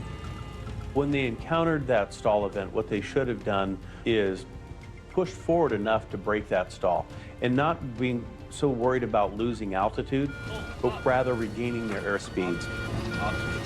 Investigators suspect the pilot's last-minute attempt to climb slowed them even more, making the stall unavoidable. Gotta climb! Come on! Come on! Come on! Come on! Come on! Mayday! Mayday! Mayday! Soul flight 5428! Mayday! Mayday! Mayday! As soon as they fight the stick shaker, they're too far gone. They can't recover. Investigators now know why Sol 5428 crashed into a desert plateau in Patagonia. A wrong autopilot setting here. A misread of the plane's vibrations here. Now, when they finally stall, try to pull the nose up to level off instead of trying to gain speed. What kind of training did these guys get? We realized that we had to dig deeper in terms of training. How the company prepared two people who faced a situation they could not adequately manage. Investigators pore through the pilot's training records. Yeah. So, this is a regular route where bad weather is common, right? Right.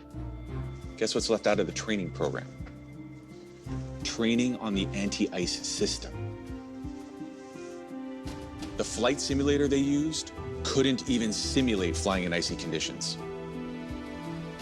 It's a stunning discovery. There was only training done on how to turn on the different systems, to manage the formation of ice, and how to de-ice the plane. But no training is done on what to do once the ice buildup has advanced and how to get out of that situation by increasing speed. The revelation that the pilots were not adequately trained to fly in icing conditions is the last piece of the puzzle in this horrifying crash. Should be better when we get to 19,000. Investigators conclude the airline's lack of proper training led directly to the pilots selecting the wrong autopilot setting. I can put it on vertical. Okay, sooner the better. Roger. And to their failure to increase speed in icing conditions.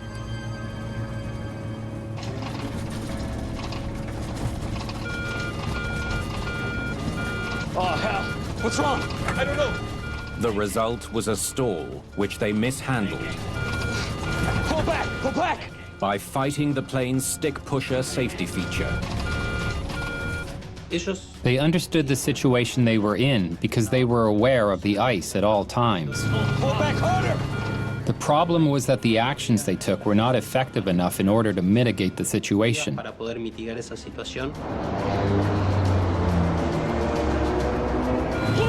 pull up!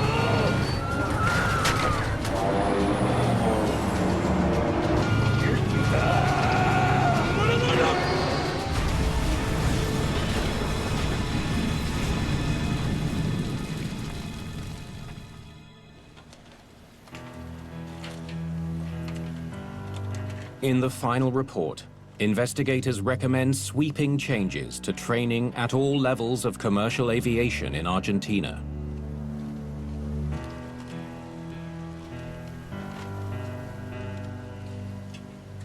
The most important recommendation that this accident generated is about the pilot's training process in emergency situations and how to handle the aircraft in icing conditions. There's a lot of work being done to prevent this from happening again. We can't say we'll avoid all accidents, but our goal is to have the least number of accidents and the least number of casualties. That is the most important thing.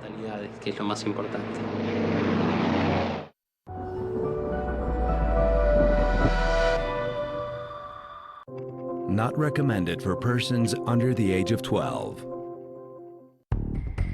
A picturesque Austrian resort in the height of the ski season. 4,000 tourists enjoy the beautiful alpine scenery. Suddenly, a massive avalanche shatters the peace. Within 3 minutes, a 100-meter wall of snow devastates the village of Galtur. It smashes buildings and buries dozens of people. 31 die, all in a village that avalanche experts officially designated as safe. Now, using our advanced computer simulation, we reveal exactly what went wrong in Galtur. Disasters don't just happen, they're a chain of critical events. Unravel the fateful moments in those final seconds from disaster.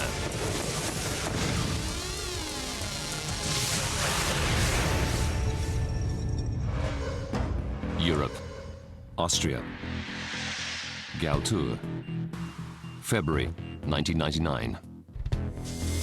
The traditional ski resort of Galtur is a popular winter playground high up in the Alps. Steep alpine cliffs surround the village on 3 sides. It lies directly below the Grieskopf mountain, which towers over Galtur at a height of 2,754 meters. But this tranquil beauty comes at a price. In winter, heavy snowfall and high winds batter the village. Galtur lies in the heart of avalanche country. Nevertheless, the steep slopes are a magnet for winter sports enthusiasts. Christa and Helmut Kappelner come here from Düsseldorf in Germany every year. Galtur is very small, and the ski slopes are right by the village. You hardly need to cover any distance at all to get to the slopes. You can ski right up to your front door.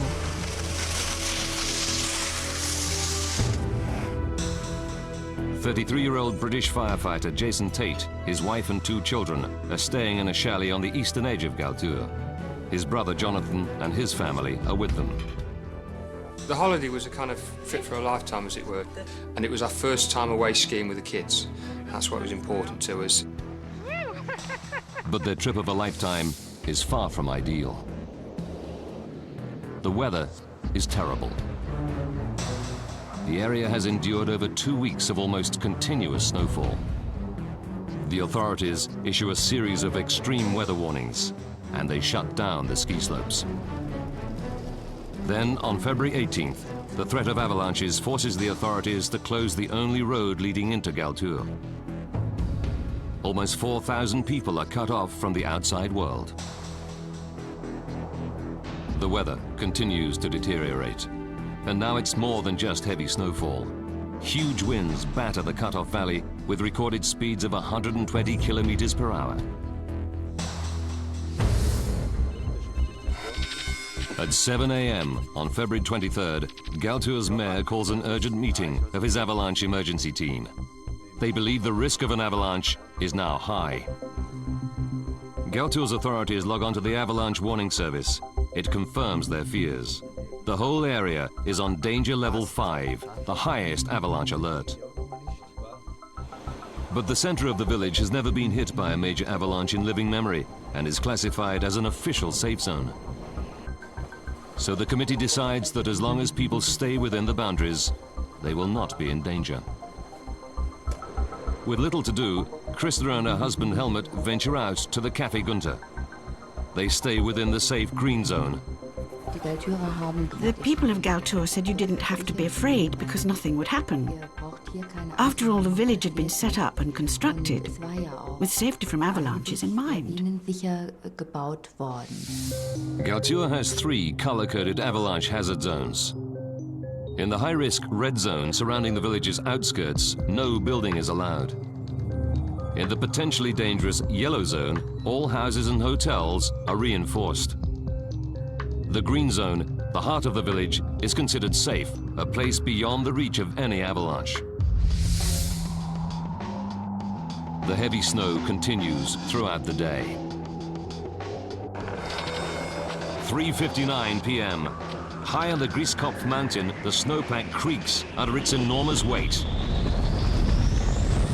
An avalanche breaks off and heads down the mountain. The village of Galtur lies directly in its path. Jason and Jonathan Tate are with their children in the chalet on the outskirts of the village. All of a sudden, you sort of hear this rumbling, as if a train is going past in the distance. Jonathan pushes the children under a table, terrified that the windows are about to blow in. A wave of snow, 100 meters high, crashes through Galtür's outskirts.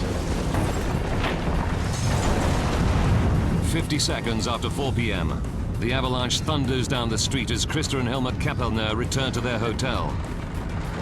Krista feels a huge force hit her in the back. The tremendous power of the avalanche somersaults her 50 meters down the street.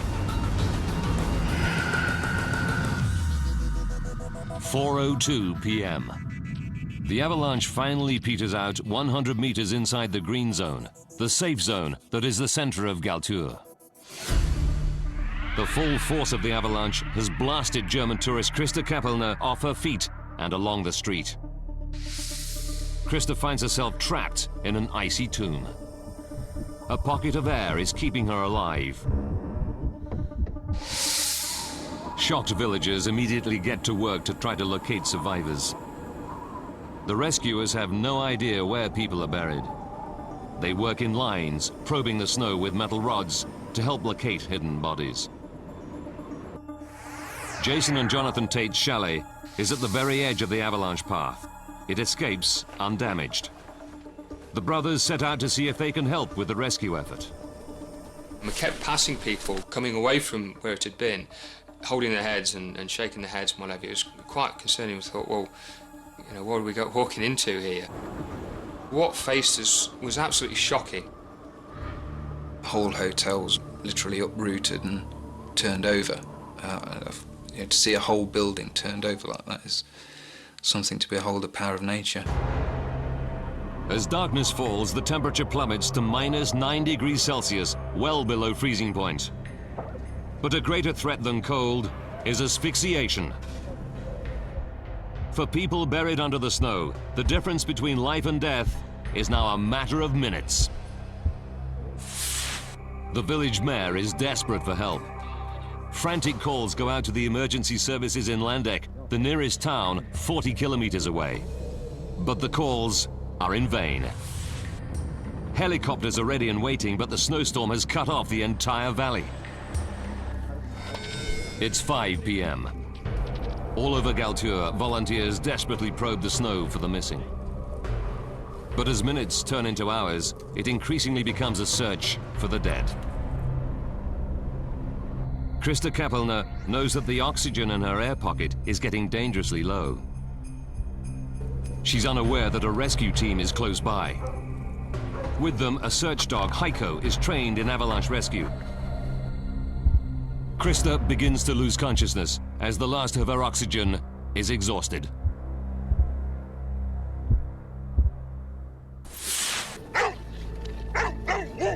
Suddenly, Heiko picks up a scent around the bumper of a car buried in the snow. The team starts to dig frantically, hoping they might find a survivor. It's incredibly hard going. The snow is solidly compacted. It was like concrete. It had set, and it was quite difficult to try and dig through. Heiko becomes more and more agitated. The rescuers are 3 meters down when they spot clothing.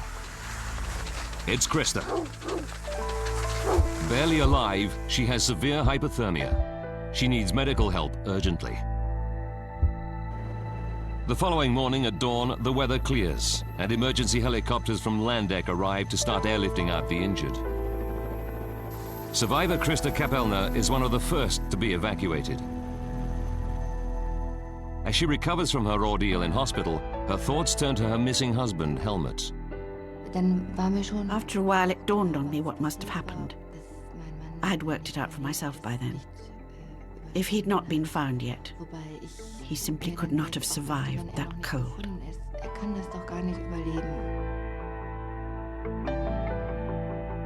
When the rescue team finds Helmut's body, he's just 50 meters from the spot where they rescued Krista.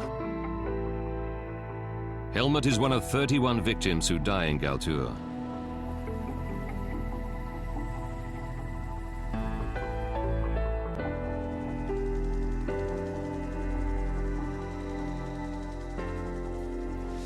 With 60 people killed in a series of avalanches.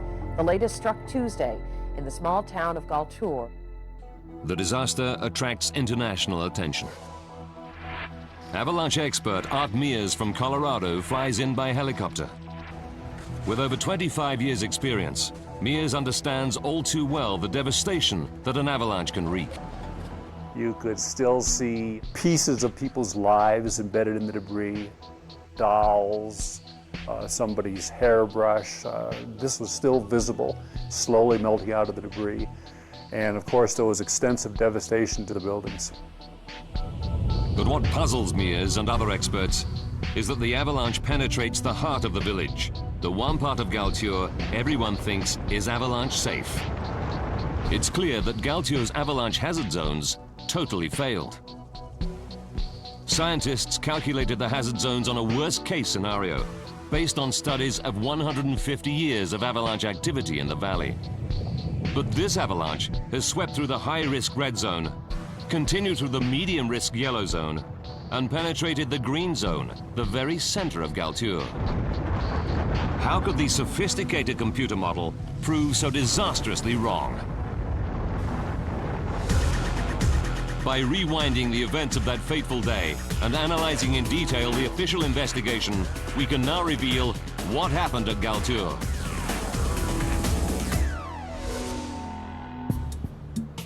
The day after the disaster, the Tyrolean prosecutor appoints Paul Fern and Stefan Margret as chief investigators.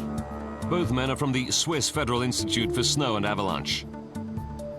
Fern is determined to find out just how big this avalanche actually was. He starts with the basics.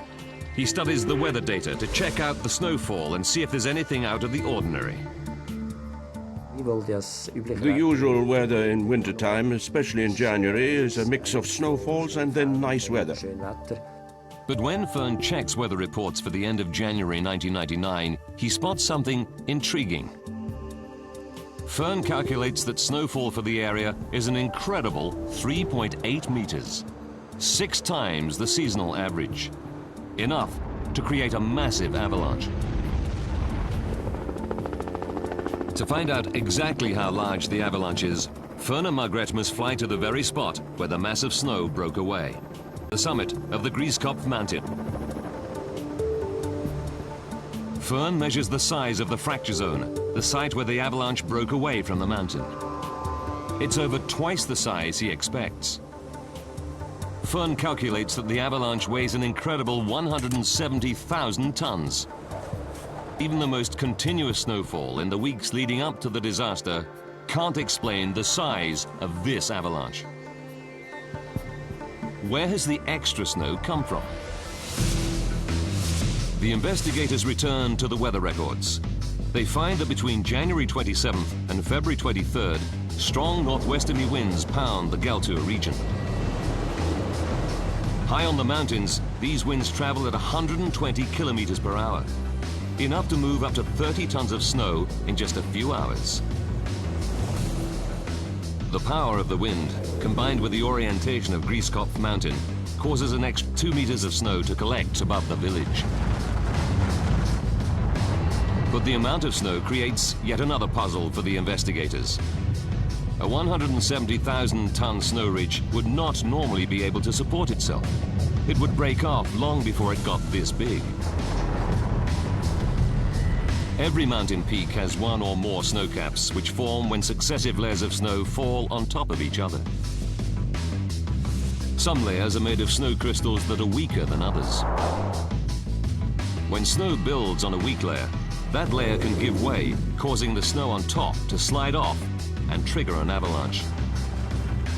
Big avalanches are rare because the weak layer usually gives way before the layers on top become too thick. So why didn't the weak layer give way sooner? When Paul Fern analyzes the weak layer, he hits upon something strange. The ice crystals are much more strongly bonded than in a typical weak layer. Fern knows such strongly bonded crystals can be formed when snow melts and then refreezes. Fern rechecks the temperature records, and they confirm his hunch. Temperatures between January 29th and February 4th rose warm enough for the snow to melt.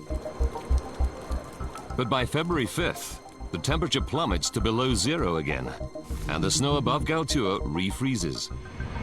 It causes the formation of strongly bonded crystals, making this weak layer freakishly strong. But does this new evidence explain why the avalanche caused most destruction in the supposedly safe center of Galtur? The investigation team feeds the new data into a computer simulation of the avalanche.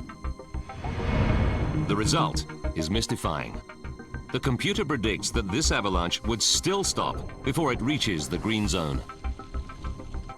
Yet the destruction in Galtur Center is irrefutable evidence of a huge and devastating avalanche. Fern goes through the eyewitness accounts looking for clues, and an even more complicated picture emerges. One witness recalls seeing the avalanche heading directly towards his house in distinct waves of snow. These waves are characteristic of what scientists call a powder avalanche. Powder avalanches can have a density of up to 20 times that of air. But as well as the top layer of powder snow, the evidence points to a bottom layer of dense, heavy snow, proof that this was a complex avalanche. This presents a major problem for the scientists. Their hazard zone computer model can only accurately track the path of a classic alpine avalanche. The investigation grinds to a halt. Then, their luck turns. They learn of a daring experiment that casts light on the behavior of multi-layered avalanches. Just 2 weeks before the Galtur disaster, a team of Austrian and Swiss scientists set out for Mount Crater-Besser in Switzerland. They're going to set off an avalanche deliberately and record how it moves down the mountain.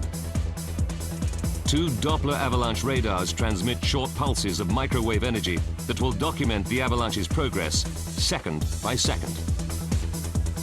The team takes cover inside a reinforced concrete bunker, 1,300 meters beneath the mountain peak. A helicopter drops explosive charges to trigger the avalanche. An enormous slab of snow breaks away from the mountain and rampages out of control downhill. As the huge wall of snow heads towards them, they hastily shut the hatches. Just in time. The avalanche engulfs the bunker. The avalanche is much larger than they ever expected. Now, they need to find out why. They examine the data from the 2 Doppler radars, and with the new information, the scientists can see inside an avalanche in full descent.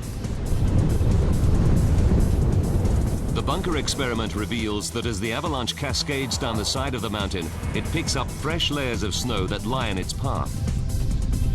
Scientists call this process entrainment.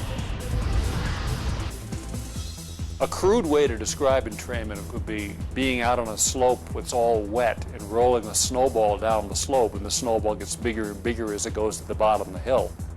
In other words, the snow that got to the bottom of the steep part of the avalanche path could be 2 or 3 or 4 times as large as the avalanche that began. The Crater-Besser experiment astounds the scientists. They now know an avalanche can pick up 400 tons of snow every second of its descent. With this new information and our advanced computer simulation, we can now reveal exactly what happened as we count down those final seconds from disaster.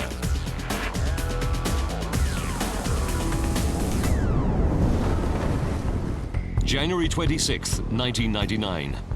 Heavy snowfall hits the Galtur region for 4 days.